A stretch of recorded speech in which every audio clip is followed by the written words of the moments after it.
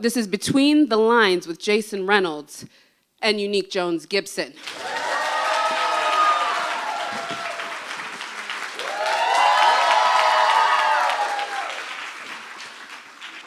I don't want to pull that sign out again. So we're super excited for today. Today we're going to have a bit of a discussion between Jason and Eunique. They're going to hang out up here for about 45 minutes, and then that's going to be followed by a Q&A, so have those questions ready to go. All right, so just to give you a little bit of background on this programming series, Between the Lines. So Jason has graciously partnered with Planet Word in the development of the Between the Lines series, which gives us a rare opportunity to sit in on in-depth conversations between Jason and his close friends. And these conversations really spotlight Black representation in the literary arts and showcases writers and educators who are using the written word as a means of personal expression and social change. Now, in their conversations, Jason and his friends tap into everything from hip-hop culture to storytelling and so much more. So you all are in for a really great treat if you have not been to one of these before. And even if you have, it's always amazing, right? Who's been here before?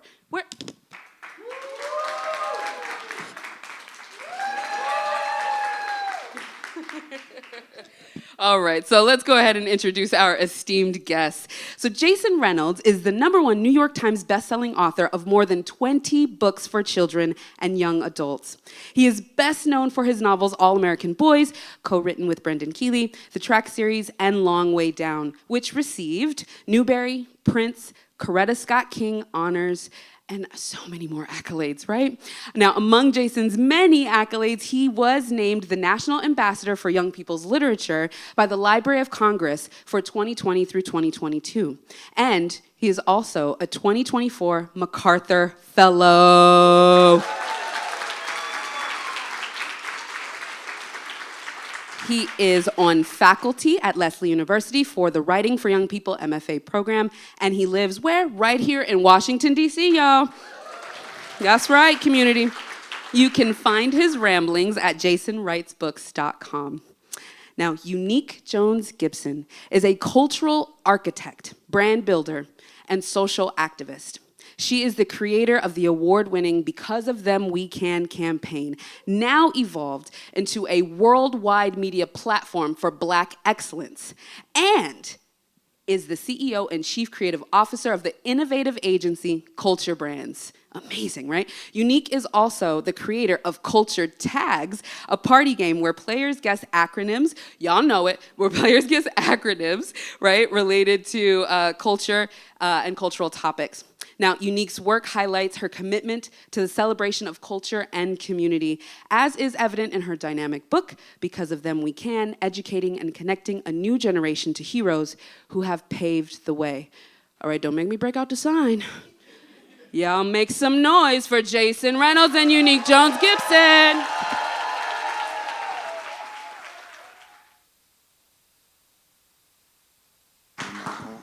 What's up? Y'all all right? How many of y'all been here before? Oh, all right. Okay. For the people who've never been here, welcome. How many of y'all been to the museum and seen what's happening inside the museum? All right. A lot of y'all. Good. Before we get started, I'll tell you how this is going to go, what this is about, how it goes, why I started it, what I'm hoping happens.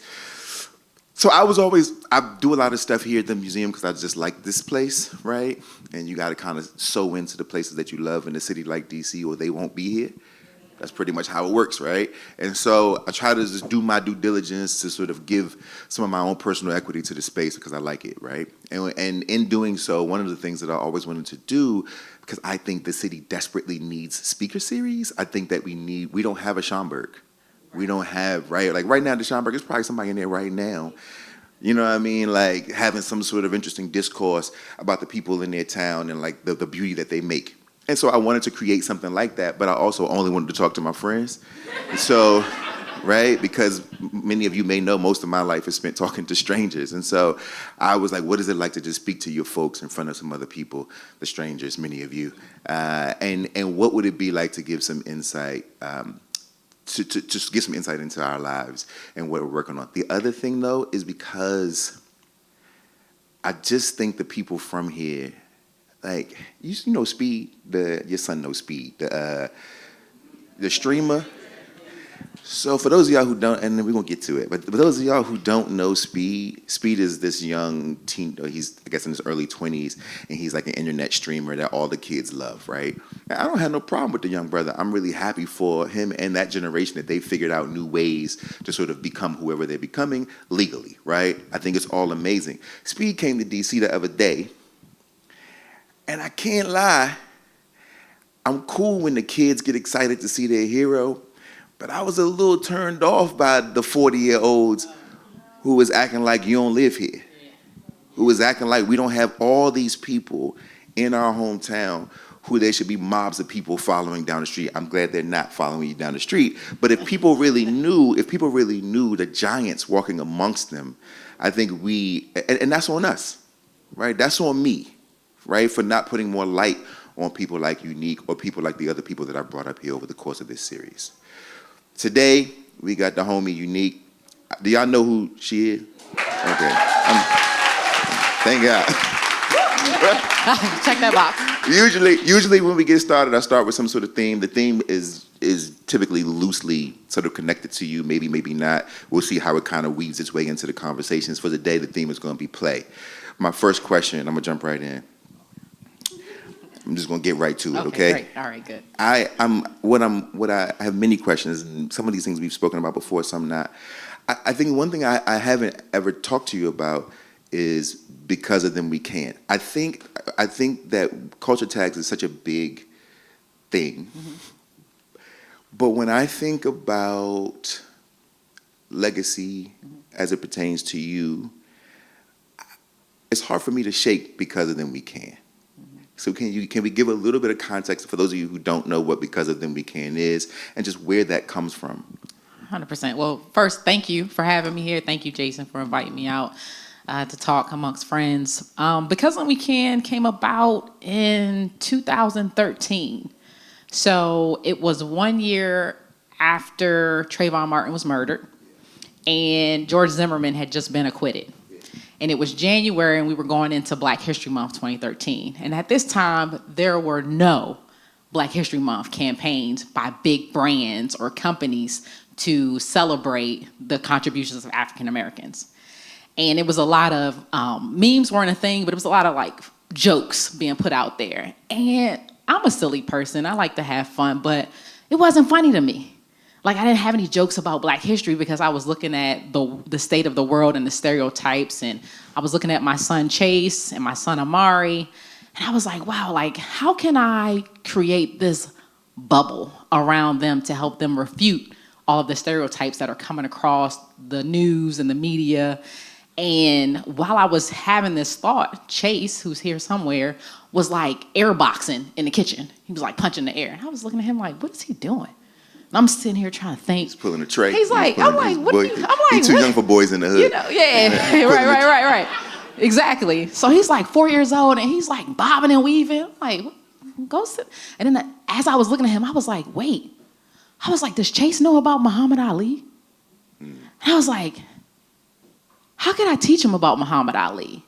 How could I teach other kids about Muhammad Ali? But how could I also teach other people whose ignorance or lack of exposure or differences that they see with Ali have caused them to put up a wall? And I thought, like, man, I could pose him as a little Muhammad Ali alongside some words. And at the time, I had a photography business, and I ended up calling some of my former clients and friends. I had this friend who had a son who had, like, big hair. And I was like, you know, your son looks like Frederick Douglass. And they're like, what? Girl, you okay? No mom wants to hear. You know who your son remind me of? Thanks for the compliment. I'm like, no, his hair. You're like, your daughter looks just like Harriet Tubman. Exactly. That was me. I was like, you know, Bella reminds me of Rosa Parks. Like, I just started calling friends, and I was like, can you meet me at my studio? And I went to the thrift store, and I was like, bring some, like, you know, uniforms and dress these kids up, and took these pictures. I mean, I had this idea January 28th. I took all these pictures, and February 1st, I released the first picture on my Facebook page at that time, and it went viral. And when it went viral, it really showed me the thirst that people had for this type of creativity, but also packaging this information in such a way. And by the time we got to the end of February, I had released a picture a day. So if you go Google Because When We Can images, you'll see all of them. And a picture a day was coming out. And as we got towards the end of the month, people were like, can I buy posters? So I started selling posters and calendars. I was figuring it out, building it, right? But I ended up on the radio with Tom Joyner, just doing an interview. And he was like, this is amazing. He was like, but you can't drop the mic. Like, you can't stop at February 28th. I was like, what you mean? Like, right. Brother, I have a job. But he did that challenge on nationally syndicated radio. And in that moment, I said, I won't. And here we are, wow. Many years later. And Because When We Can, we've evolved it, we've grown it. But that's my North Star. It's the anchor of my company. It would be no culture tags without Because When We Can. There would be no The Happy Hughes Company without Because When We Can. And so everything that we do really starts from that space. Shout out to Tom Joyner. The other thing, I was just thinking about this. Shout out to all the old radio hosts. Because you really think, shout out to Russ Parr, shout out to Donnie Simpson, shout out to Kathy Hughes and all these folks, because that we don't have a lot of them anymore. Mm-hmm. And you realize, I'm listening to you, I'm like, yo, yeah, of course Tom Joyner would be like, hey, look, we need this. Yes, it is. Right? And these sort of older people, right, older black folk who were like, hey, I'm going to put my hand on you to let you know what my expectations are. 100%. Right? You talked about coming in at January 29th and being like, my head is ready by February 1st. Now, anybody who knows you knows that you have, I don't like the word hustle. I know what we use hustle for, but hustle always feels duplicitous to me, or it always feels a little slimy sometimes, I think. And I think what it really is like an urgency. Yeah. And so can you speak to sort of where that comes from? Because anybody who knows you knows, like, I get it. You like a tiny beast in a real way, like a real kind of ferocious person when it comes to the idea, getting your ideas out. Yeah. Where does that come from? I think it comes from a couple of places, but I try to run from all of my ideas. I'll just be honest. I'm not fast enough. Thank you, Eunique. Yeah, I try to run from them, but if I can't, I realize it's for me to do it. And then I can't rest until I do it. And I can't rest until I do it at the level that I believe represents my full potential or whatever vision God has given me. And so I'll share a story. I never share it publicly. But as a kid, at 11 years old, I was hit by a car. And a friend of mine died in that accident. Her name was Joy. And I tell people all the time that I know life is not promised. And so I'm not arrogant enough to believe that I can execute this 2 years from now, 3 years from now, or that the person I'm supposed to reach today will be here tomorrow. And so I move with that urgency because I know that if I have the idea and the vision and I can't outrun it, then it's for me to do to serve somebody else. Tell me what's on the cutting room floor. Because see, we all know your wins, but I'm actually curious about, like, what are some ideas that you're willing to share in case they come later down the line? So what are some ideas that you're willing to share that actually just didn't make it? That's a great question. I don't know if I have an answer though, because you just 100. You just really. I'm not batting 1,000. Batting 1,000. Man, no way. I've had a lot of failures, and I feel like I've spent what is a Harvard's education and money, failing. But I can't really identify. I mean, there are tons of things that you do. I did a subscription box for kids that I think was very necessary, but I operated it at a huge loss. I lost many of six figures, operating that business during COVID when it was really hard to ship a container. Previously, just to give you some context, let's say if I wanted to ship a container in the States from China, it might cost me $4,000. During COVID, that cost went up to $25,000 per container. And I kept doing it because I was like, these kids need this information. Oh, you kept doing it? Yeah, I did. Speaks to your integrity. Yeah. You was wilding, though. Yeah, I was wilding. You was wilding. I was wilding. And got to know when to quit. You got to know to quit. You got to know. You got to know when to. No, but asked my accountant. I was like, can you run the numbers for me? One day, I finally asked, and she ran them, and I shut it down that next week. Yeah. I was like, hey y'all, I love the babies, but I also have these other responsibilities. But yeah, I mean, there are tons of things that I've tried and I've done that just haven't been successful. But I can't really sit here and like say, this one thing. I feel like because everything has been a stepping stone. So I can't really say like it's been on a cutting floor, because it's like if I failed at this, it got me to that. So it's kind of hard. It's kind of a cheat answer, but I'm gonna let you rock. I don't know. I'm like, yeah. I mean, there are tons of mistakes that I made. Now, if you want mistakes, that's all right. easy. Because here's the thing. I very rarely, because I work in the arts and I'm always around artists, I very rarely get to have business conversations. Okay. And even more importantly, we rarely have business conversations in public forums. Yeah. So I do want to hear if you could give one, because I think it's important, right? I think that I can give a couple mistakes. Let's give a couple more, because I think it's because somebody in here. It's hard to say cut room floor. I'm like, I don't really. All right, so Britt mentioned the Because When We Can book.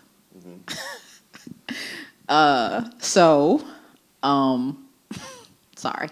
When it came time people were asking for posters. Yeah. They were asking for calendars. And I was like, man, it's got to be a better way to package all these images. I was like, we're going to do a book. I had never produced a book before. And so I met with someone. He was like, this is what we're going to do. We're going to go to China. I'm going to charge you this. And I was like, well, you go to China, I'm going to go to China. So I kind of moved him out the equation, and I went direct to China.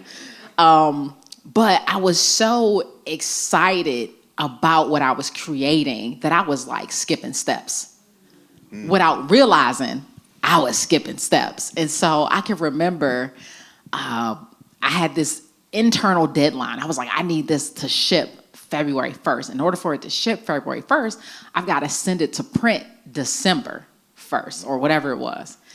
And I was high on my own supply. Like, I'm just like typing and I'm like, this is great. And I never sent it to an editor.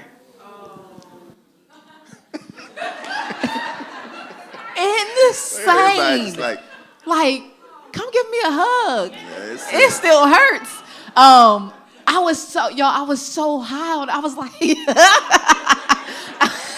I was like, yeah, we go. Okay, the design, and the person sent me the PDF. I was reading it. I was like, everything looks great to me. Looks great. Let me tell you something. Looks good to me. And in the literary world, we all got this thing where it's like, if it feels good to you, it's trash. It's trash. It's probably gonna be.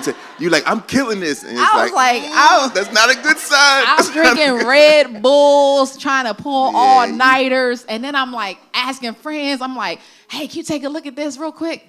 They're like, oh, it looks great. Looks great, Eunique. So I send it. We love you. We love you. You're amazing. What you're doing is important.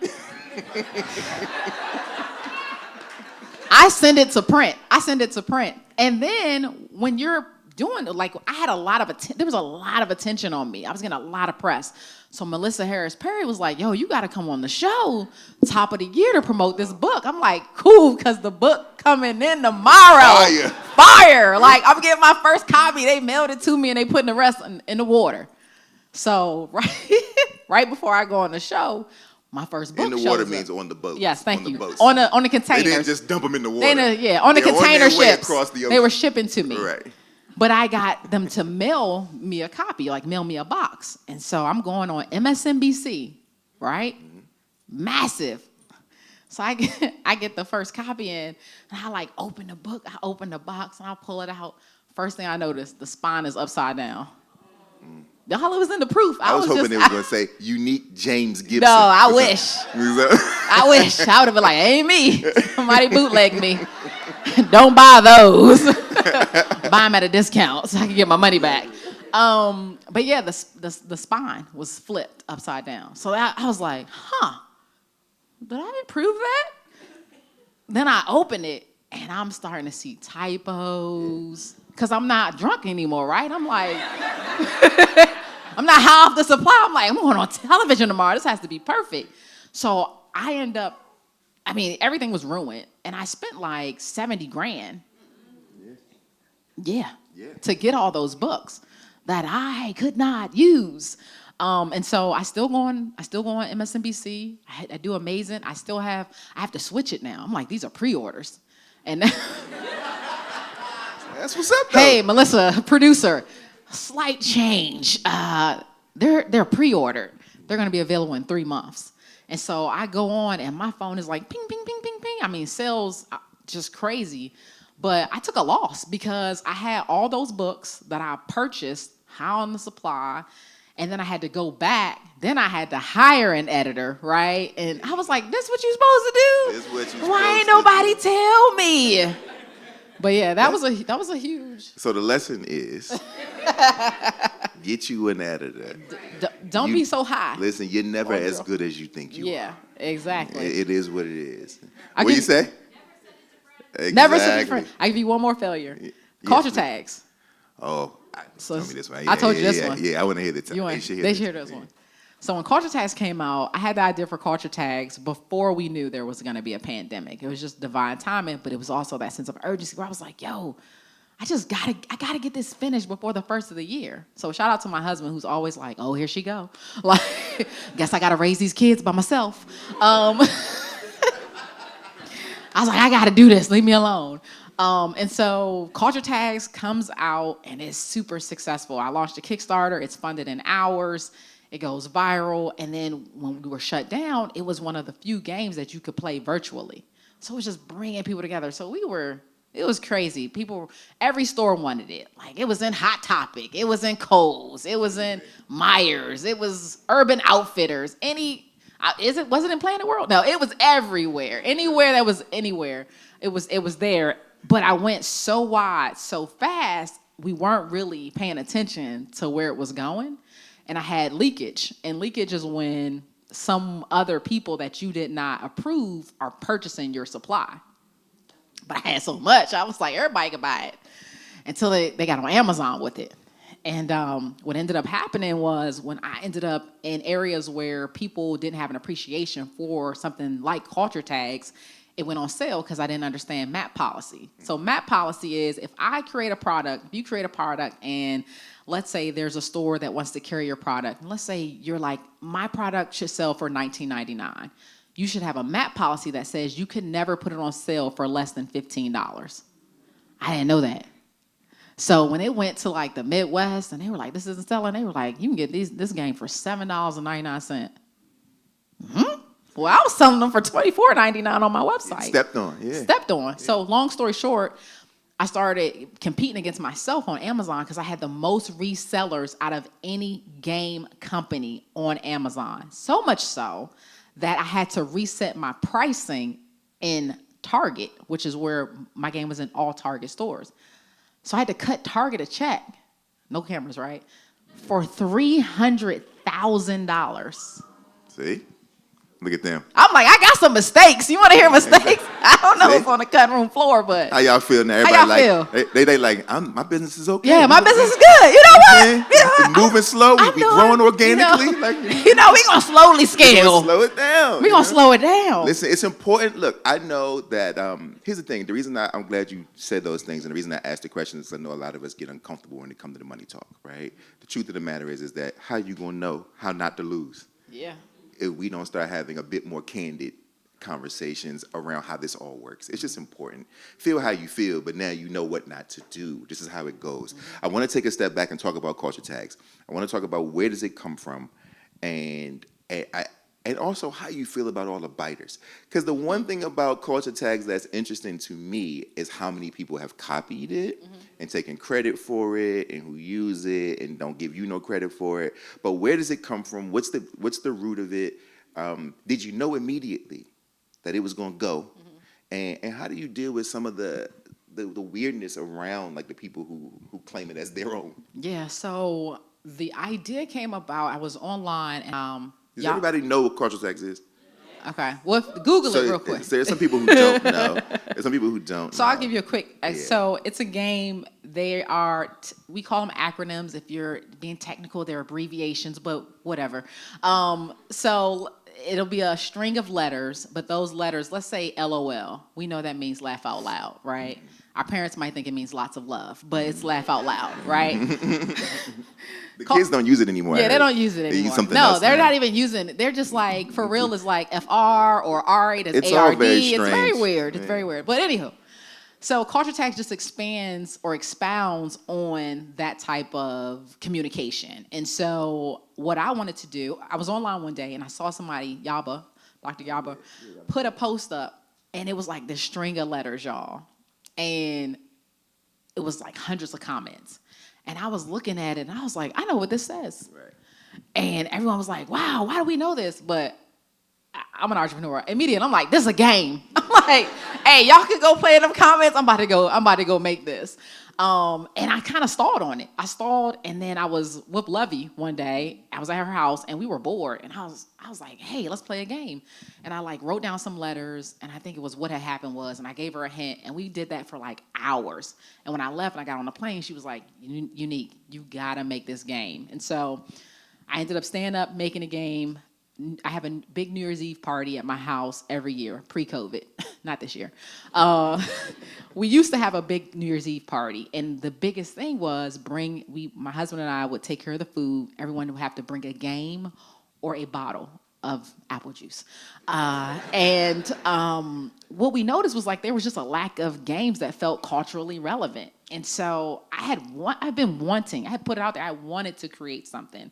So New Year's Eve, I knew it was gonna be the perfect time to test it. So I stayed up, I worked on all these acronyms, and I was like, culture is something, and communication is depends on when you grow up, right? Who you hang out with. And I was like, so many people could relate to, do you got McDonald's money?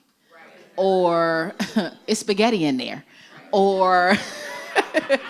Or fix your face, right? Don't make me say it again. So many people could relate to it. And so I was like, I'm going to create this. And so New Year's Eve came. I made the game. Everyone's at my house. They're all my friends. And so, of course, they're supportive.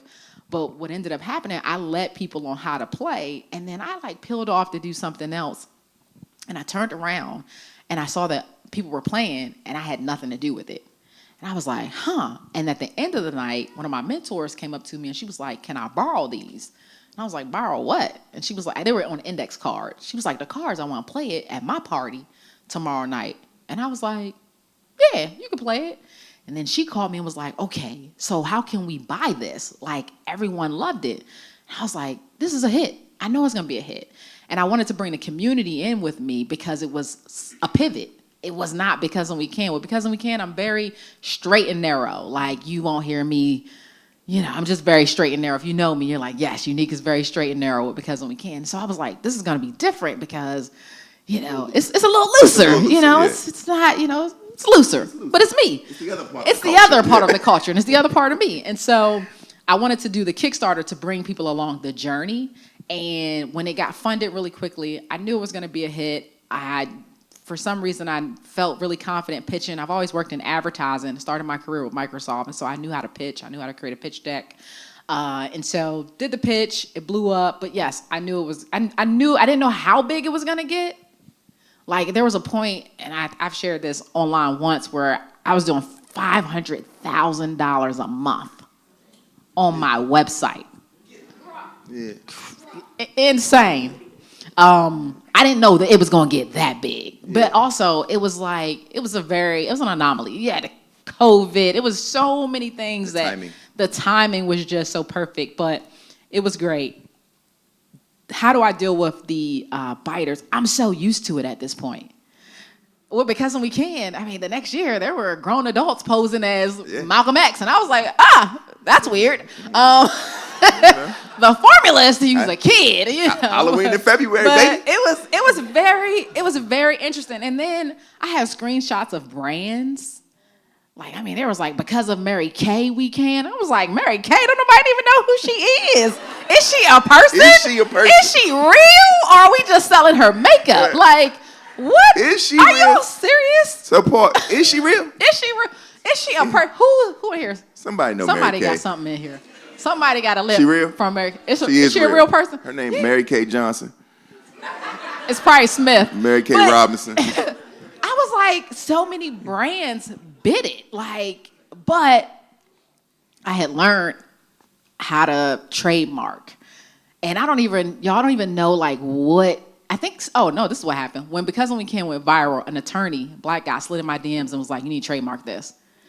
And Chase, I was like, at the time it was because of him I can, because of her I can. And then when there were multiple people, there was because of them we can. And he was like, you're going to have to pick one. And I was like, well, because of them we can really gets everybody. And so I went on Upwork. It was Elance at the time. And I hired an attorney to trademark it. And so I've had my T-shirts have been in BJ's that I didn't sell. I had to, cease and desist and call my attorney. It's very annoying. It's annoying when I see people, but I'm not fazed by it anymore. So even with culture tags, when I see people creating their own or going viral or like, we created this, but those same people are in my DMs for like a sponsorship. Like they want a bag. They're like, hey, I can promote culture tags for you. And I'm like, I'm good. I'm on the next thing. Right, good luck. Right. But it's one of those things. It comes with the territory. It's like you get used to people copying you. When I launched the Happy Hughes company, I was like, good luck. That's gonna take you a while if you wanna.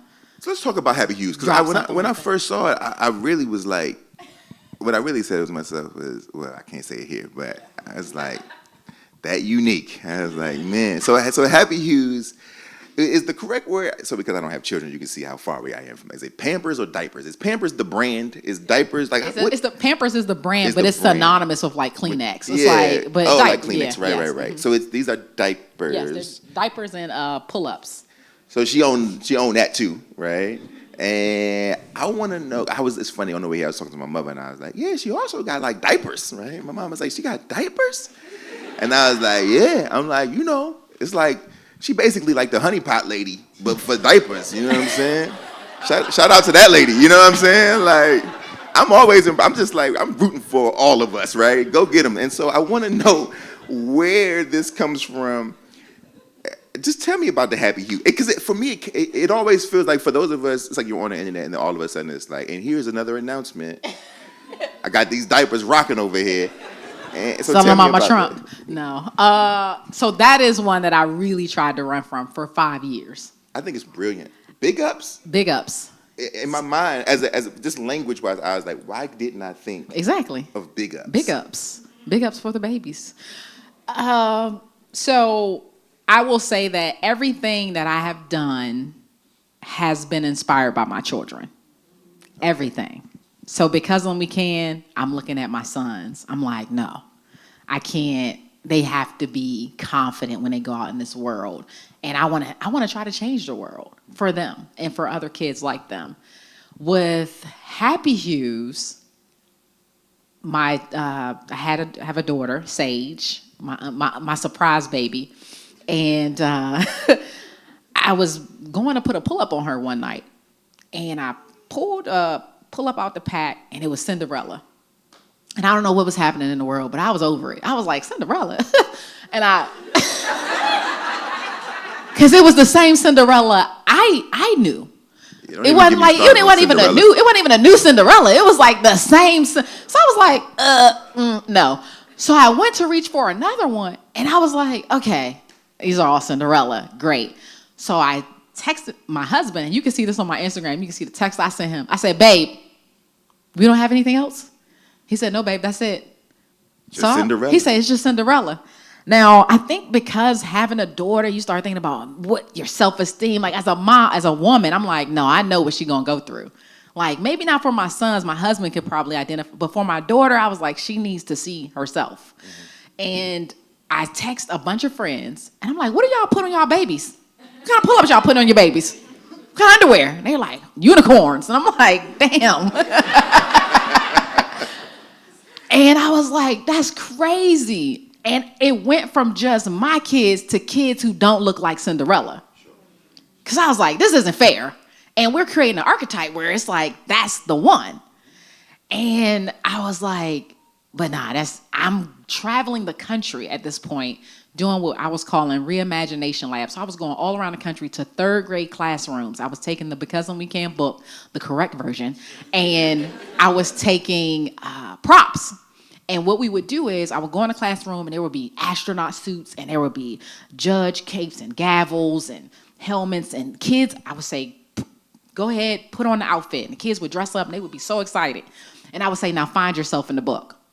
And they would open the book and they would be like, oh, I'm Mae Jemison. And they would read the quote and read the fact. Or, oh, I'm Thurgood Marshall.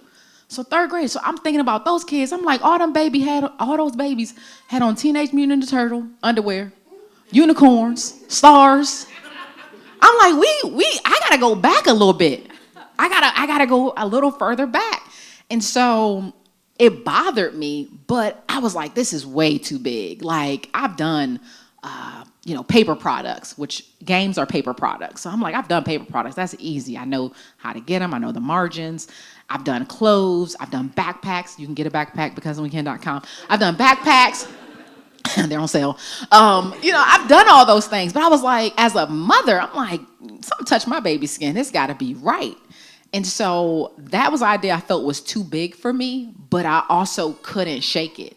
And so I started doing research, started reaching out to different manufacturers. And I want to say that was in 2019. And I launched it in 2023. I'm sorry, y'all, 2023. So 4 years later, or almost 5 years later, I ended up launching the Happy Use Company. So we started off with training pants. And so the name of the training pants are Big Ups, because the babies need big ups too.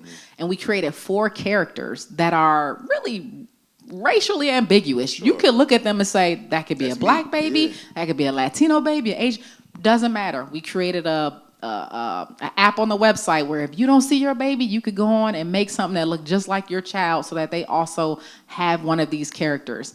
The training pants have affirmations on them because this is a blank canvas.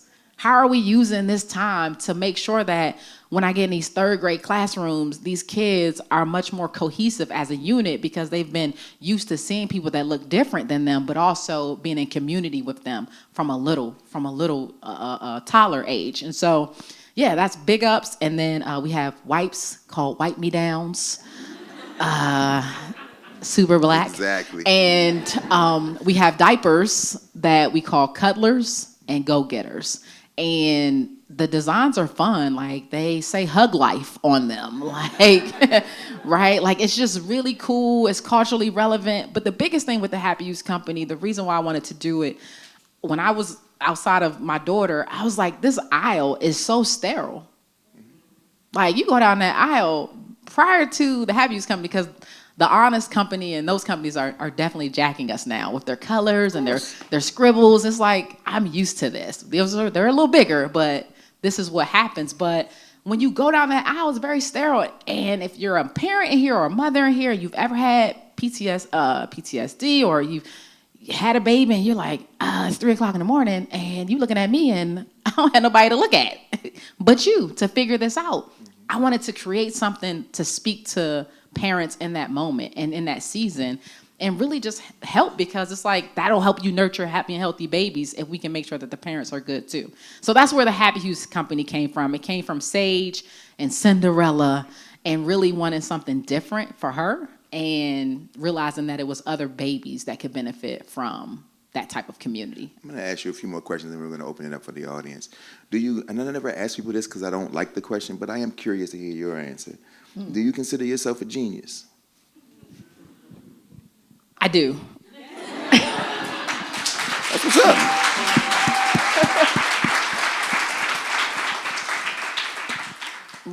As of recently. It was one of those things when people would tell me, I'd be like,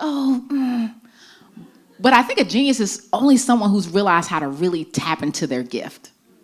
That's a genius. Somebody who's found their zone and they're like, this is what I do, and nobody can mess with me in this lane, and they drill into it.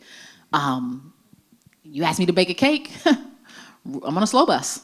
I can't make a cake, but I know where I am gifted. I know where I'm called. And when I operate in that space, it's incredible. So I can, yeah. Can we talk a little bit, before my last question, this is the second to last question, can you talk a bit about the book that will be edited? Professionally. Professionally. Yeah. So Jason knows, I haven't announced it publicly, but I recently signed a book deal.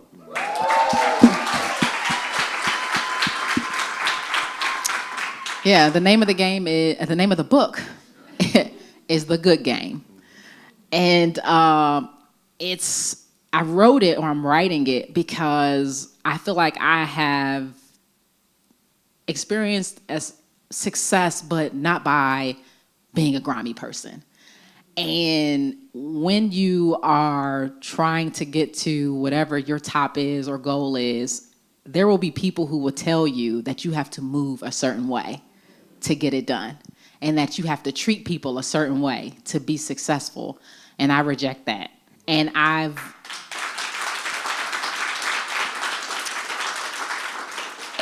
it's not just because my name is Eunique. Right. And so I want to write a book to really share things that I'm sharing here, but how I've been able to be successful as a parent, as an entrepreneur, as a human, by understanding that we're all here playing a game, but it's the good game that's going to help you win without losing yourself. You can be a business person with integrity. It is possible. Yeah. At my last, this was a lightning round. Okay. So we have Because of Them We Can, we have culture tags, and we have Happy Hughes. So Because of Them We Can, your favorite Black history icon. Oh, that's great. Shirley Chisholm. Sure. Look at the great Shirley Chisholm. Shout out to Shirley Chisholm, who does not get nearly enough credit. Your favorite game ever. Favorite game Like ever. your favorite game. I'm biased here. It's You can't pick your own. It's You can't pick your own game. favorite game would have to be Scrabble. Scrabble. See, that's the reason you thought you ain't need no editor, because you good at Scrabble. You was like, I'm nice with the words. I'm nice with the words. Give me 3 chips. And lastly, Happy Hughes. So, in an effort to not ask you your favorite underwear, which I won't, obviously, I'm curious about your favorite secret item. Like your favorite secret item, right? I think we all have a secret item. What's yours? Mine. Give me a hint. Mine isn't all that secret, because these are my favorite secret items. This was my mother's, and these 2 rings were my deceased father's. I wear them all the time. Oh, I love that. But no one knows that, right? So they're secret. These are my secret totems that I keep with me. So a secret item that you seen or unseen. Yeah, I don't. That's a great question. Okay, you can think about it. We So have to take good. Q&A I anyway. have to think. Let me think on that. You Yeah. can think about it. Because it's a secret. I mean, Let me think. Yes, it's a... Let me think. All right, we're going to open it up for some Q&A. Please put your hand in there if you have any questions. Yes. Here you are. Wait for the microphone. Thank you. Hi, I'm Eliza, and really love you both. And my question for you, Eunique, is with your history and background in advertising, especially online, what have you seen that has changed drastically, and what advice would you give to someone who's a content creator? I have a lot of clients, and they're trying to advertise and generate sales. So what advice would you see about the change and also how to move forward? Great question. Thank you. I would say because of AI, anybody can create content. And I think that it is going to create a need for exceptional storytelling. And I think that if your clients are trying to sell a product, they have to provide value in whatever story they're telling to get it across. I also think people don't want to be sold to anymore. And so the days, unless you're doing live shopping, which is something that is definitely on the rise, and I think everybody should be tapping into, but I think people are more so interested in how these products integrate into your lifestyle. Jason didn't say it. One of my largest clients is Hyundai. So we just we can't get there. But any ad that you see that Hyundai runs, if they say, okay, Hyundai, my company produced it, right? But we're not, thank you, we're not selling the car. We're talking about the lifestyle and what you're able to do. And the car is just an accessory. But by implementing that strategy with them, sales, brand opinion, consideration have all increased since my agency took over African American marketing for the last almost 5 years. So you definitely have to lead with value and storytelling, and you can't sell. You gotta share your story. Good question. You're such a big deal. Yeah. Here you go. I'm going back there next. Hey, Jason and Eunique. I had a question in terms of the adults. Earlier, I think it was you, Jason, you kind of talked about this thirst for creativity. How do we, as adults, continue to maintain that or build that in children who oftentimes are always looking to us as the example when they have the great ideas? So how do we continuously cultivate creativity in them as adults? Curiosity. This is easy for me, right? Like, to me, this is basic math. What we lose quickly is imagination. And the reason that we lose imagination is because we lose curiosity. If you want to keep your imagination, then you have to live a curious life, right? And that then requires you to be more open than sometimes you're comfortable with, to things that are far away from your realities, things that are unlike you. That's why I'm glad that this is the first time, even in this space, that we're having. Usually I'm talking to like my buddies who've written novels or, and it's like, no, let's talk to somebody who's shifting the world physically, right, with objects and merchandise and consumer goods in our lives that we know but don't know it's this person who lives around the corner, right, so that we can have a different conversation, so that people in here may be more curious about these things, right, about what they're taking off the shelf, right, about what their kids might be able to do, about what you still might be able to do. Curiosity, I think, is, to me, what Eunique's greatest gift is just that she actually just it's a curious mind. Can I? Will I? Why not? These are all questions of curiosity. How come? You know what I mean? And I think that really is the golden ticket. Anything to add? No, I think that was great. In the back. Hi, fan of you both. Eunique, your sister does my daughter's hair. Such a small world. It is a small world. But I did want to ask Eunique to speak to the importance of historically Black colleges and universities. I know that you're a graduate of Bowie State, and just thinking about how historically Black colleges and universities, especially in this political and social climate that we're dealing with now, are important for fostering the kind of curiosity that has been invested in you and future generations. BSU.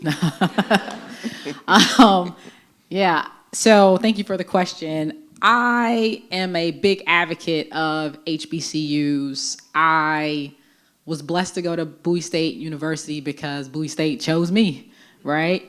And I think that in this climate, I have a son who is getting, I don't know if he'll go to college or not. If he does, it's fine. If he doesn't, it's fine. I want to say that since he's in the room.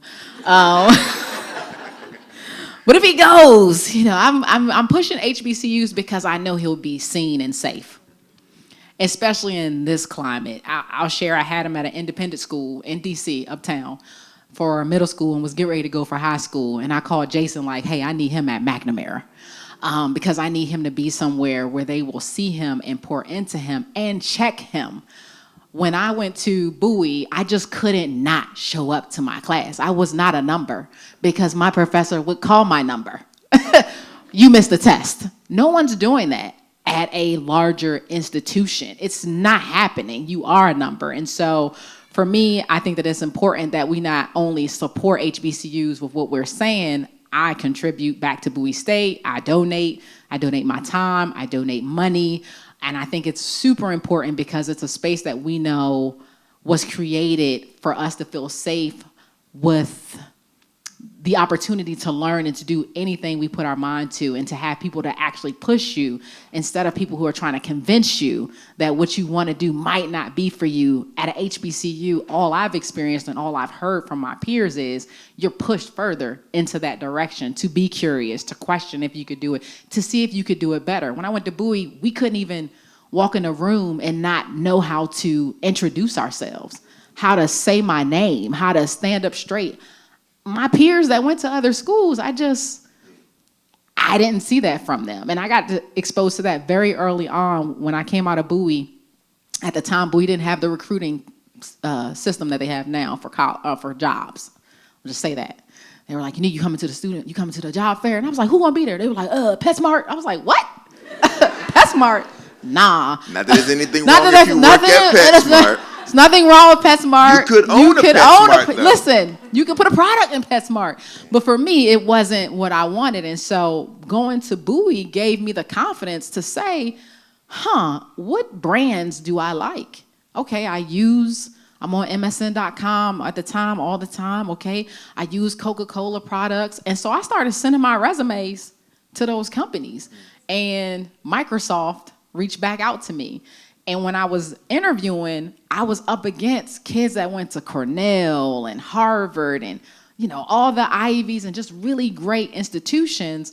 But on day one, when I saw who was hired, it was like, wow, like I'm in this space and I actually beat out some of those individuals, not because I'm better than them, but because I was prepared to know that there's no difference, right? I'm just as good, so. You was better than him. No. As somebody who went to Maryland, and I am proud of being a Terp, I will say that a lot of my time, you look back on it now, you can see that so much of your time is spent on survival mode. And so I talk to my friends who were at Howard or at Bowie, and that was not the case. It was like, bro, it was family time, right? And I was like, bro, I was trying not to drown at Maryland, socially, culturally, and all the other things. All right here. Britt, I'm going to go a little longer, okay? All right. Right? Either one. We'll get them both. Yeah. You're welcome. Hi, Jason, Eunique, thank you so much for being here. I'm going to speak to you both as a public librarian. I'm on vacation, but... Shout out to you being on vacation. Be clapping for vacation. I come to DC every year, and I was just at the National Book Fest yesterday, so there's a lot that's on my mind, and it's kind of bittersweet because Dr. Hayden is not here, so try not to get emotional. Eunique, I have a specific question for you, dear. Do you plan to be intentional and make your way into library spaces? Because I find that when we do intentional public programming for the community, they become unprecedented, unexpected, but quite serendipitous think tank spaces where a lot of dynamic ideas, exchanges, just happen, and they just implode in the most beautiful way within our community, our network of community members, our patrons that frequent the libraries. When you were talking, it kind of touched upon what Dr. Imani Perry spoke about in her conversation in one of the sessions that I attended about copyright and who has access to certain creative content of what the Black culture has created, and that gets replicated and we never get credited for it. There's also, when you were also talking about your book, it really kind of similarly aligned to Kimberly Jones's How Can We Win? Race, History, and How We Change the Money Game That's Rigged. So just all these dynamic ideas I kind of think about in the ways of what I can take back to me within my system, because we create LibGuides, which is like really intentional book lists of for mompreneurs in our community that would like access to this information that they would have to pay for, or worrying about having to spend so much of their social capital, or whatever inequity that they may not have. Just a lot of layers, a lot of inequitable areas that keep them from accessing what they can potentially and possibly accomplish. Are you thinking about maybe making your way into libraries and presenting about the content you're talking about in the future to communities? I am now. Yeah, I think I'm like Jason in this sense. I live here. I live in Bowie, right up the street. It's very rare that I say no if I'm here. I have family dinner tonight. I'm here. Once a month, my family gets together. When Jason said, let's do it, I said, let's rock. So I think, let's exchange information. I would need a guide to figure out how it's done, but it's very rare that I say no when it's an opportunity to give back to the place that's where I'm from. So, where are you? Are you here or are you visiting here? I'm visiting here, sir. I'm from Arizona. From Arizona. Oh, well. There's still I'm joking. I mean, but I think there's still, I think that if your question is about libraries, then broadly, then there's a real conversation that can be had. If your question is about your library, there's a separate conversation that can still be had, is what I'm saying. That can still be had. But thank you for that. That's really important stuff. Thanks, there was somebody right next to you. Yes. Hi, thank you both for doing this. This is my first time at the museum and my first time at this event, and it's been wonderful. Jason, Like church. And there's an offering at the end. I was going to say, I'll altar call at the end of all of this. Jason, you talked earlier a little bit about hustle, and Eunique, you have a lot of businesses and a lot of things, and both of you have very full lives. And I am curious about how, and maybe just a really broad question, how you make space for yourselves and these things in combination with all of the other things that you're trying to do to both change the world and build businesses that sustain yourselves. Whew. I think you have to steal time. That's what I've learned. I think if you would have asked me this question a couple of years ago, I would have looked at Jason like, you take that one. But I've learned to really be intentional about the time that I carve out for myself because I have to be good. And because I am an entrepreneurial person, oftentimes if I found something that I liked, I would end up figuring out how I could monetize it, right? And there's my guy Russ is in the building. Russ, raise your hand. So Russ got me on the golf course. It's very. Oh yeah, Russ, I'm trying to come out. I told Jason. I told him. She like, you gotta come out there. I'm like, what are you doing for yourself? I'm so anti-golf, but Eunique really sold me. I sold him because of you, Russ. Maybe we'll talk about it. Maybe. So I've learned. So I started figuring out how can I work out. So I get up at 4:00 in the morning. Crazy, insane. I'm sleepy right now. But I get up at 4:00 in the morning because guess what? I don't have no kids asking me for no juice at 4:00 in the morning or telling me about a project that's due in a couple of hours.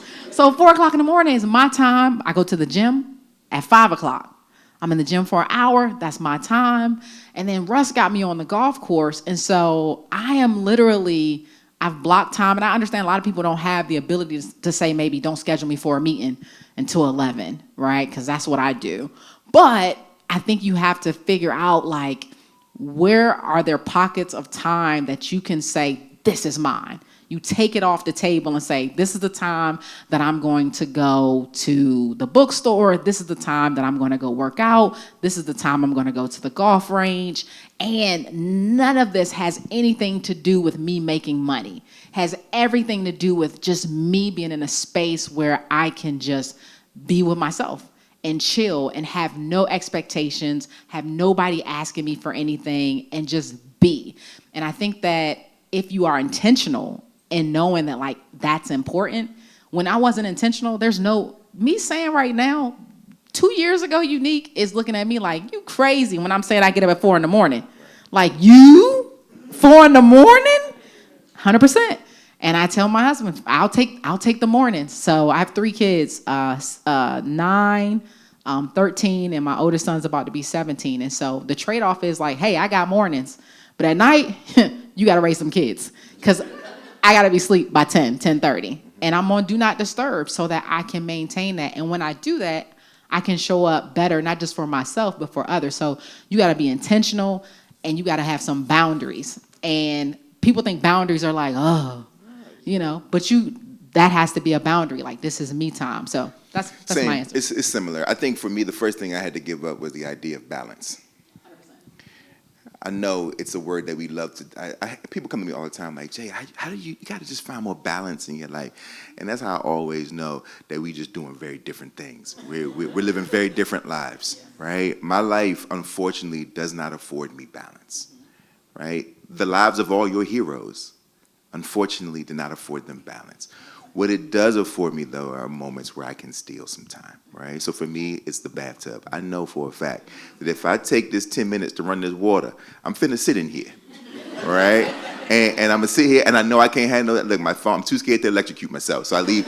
Nothing is in there with me. I'm just sitting in there I stay until the water's cold. It's like a thing for me. I'm gonna stay until the water's cold, and then I gotta go get in the shower, obviously, right? And then I'm done. Right, you got to. You got to. Like Rev Run. I sit in there and I just soak, and it's almost like any kind of other soaking, like any other kind of baptism or any other kind of I just like to cleanse. It's a thing for me. The other thing is therapy. 100%. I need to, and I got 2 therapists, one that I yell at and one that does work, right? And it's true. This is a true thing. I mean, my man, you were here, we were on a group text. You see how many therapists? I'm like, I got lots of therapists, dog. because they all serve different things for me, and I need those hours. It's an hour for this one on this day, and an hour for the one because I get to lock everything down. I don't know emails, no people calling me, no whatever, and I get to yell at one. Like she knows that like he gonna get on here and just rant for an hour. I ain't gonna say nothing. He just gonna cry and scream about all the things that he can't say publicly, right? Because then he'll be on the internet, right? And then I got my other therapist who was like, let's talk about your childhood. Let's really get in there and sort this out, right? So I have those things. And then the other thing is like I take them, whatever it is. And it could be 30 minutes. It could be, but you got to steal just a moment for yourself. It could be laying on the couch and watching trash TV, but you may only get one episode, but that is your episode. And then you got to, for me, and then I got to get back to it, right? And that sometimes is life. It is salvific, right? That is life-saving. But balance is naive. Maybe one day. But for me at this point, no. We'll take one more and then we out of here. Was there one more? Brett, I'm sorry. Okay, there's a young person down front. And you look so cool. Your hair looks great. Here you go, Jay. Yeah, what both of your favorite animals are? Both of our favorite, and I also love your voice. I'm so glad we did this. I'm so glad we had this opportunity. What are our favorite animals? Eagle for me. What? Yeah. Why? What? I don't know why I wasn't expecting that. I love eagles. You were just like easy. I think they're just definitely a chameleon. You like it's definitely an eagle for me. Yeah, I think they're majestic, man. I do. I like eagles. Right, I mean, I like dogs and puppies Eagles too, are dope. but Shout out to the Eagles. Eagles. I think. Funny enough, first let me get some clarity. So, are we talking about my favorite animals, period, or like my pet. favorite pet or my talking about favorite pet. pet? Just like Just anything. Any animals. Yeah. Okay. Oh, this is hard for me. Ain't hard for me. Here's what I say. Okay, we got you out the way. Eagles. What Here's what I I say. The animal I'm most fascinated by is the whale. Okay. Why? We have a follow-up question. Great follow-up. Says the boss. You know why? Because I think that to think about the evolution of the whale is wildly, like whales used to have feet. Oh yeah. You know. So whales, Yeah. So to think about the fact that whales used to have feet, I didn't know that. And Can I change my answer? And not only did they used to have feet, but you know how like in you know, like when you grew up in the church back in the day, you are in this world and not of it. There's like that. There's that saying, especially in the black church. There's like that's the saying that you're in it but not of it. Whales are actually air breathers. Yeah. That live underwater. So the reason they have blowholes is because every 90 minutes or so, they have to come up to breathe air, but they live underwater. And did you know that that most of them cannot be like whales live a gazillion years, but when they don't, do you know how they die? They drown. Yeah, and then they float. And then they float, and then they beach. Then they float. They drown. Think about that. A thing that lives primarily sometimes underwater. they blow up. And there is that too. That's true because of the gas. But think about, so like for me, when I think of it, so the whale and the other one would be like the magpie bird, because the magpie is one of the few birds that actually can recognize its own reflection, which means that it's sentient in a way that most birds are not. So birds slam into glass because they see themselves and think it's an enemy. But magpie will see itself and turn around because it recognizes its own identity. Those two animals I think about way more, too much. Clearly, I'm like, wow, you think about animals. I love eagles. I'm like, I just love they're majestic. Nah. He's like, well, the whale. And you see, and they have right? feet, usually about 12 feet in diameter. And don't get me started on cephalopods. What the heck is a cephalopod? Cephalopods is like squid, octopus. Cephalopod. I know that. It means head, feet, right? So anything that doesn't have a body. So like, you know, a curious life. I love it. A curious life. I love it. Listen, my last question. We got to go. I ask everybody this question. Britt, you know I have to ask this question. This is it. All right, Eunique, you're probably number 200 that I've asked this question of people that I've admired and know. If you could look back at your 10-year-old self, what would you thank 10-year-old Eunique for? She kept going. She kept going. Yeah. Listen, she from here. Y'all gotta act like y'all know what it is. We proud of you. We're grateful for you. Thank y'all for coming. Thank you, thank you. Thank you, thank you so much. One more time, nice and loud.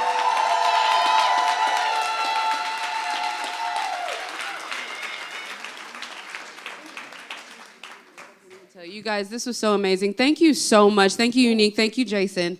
Can I add to that? Because I think it's important. Not only did I keep going, that's when I got hit by a car, I didn't let what happened to me change my heart. And I think that's so important.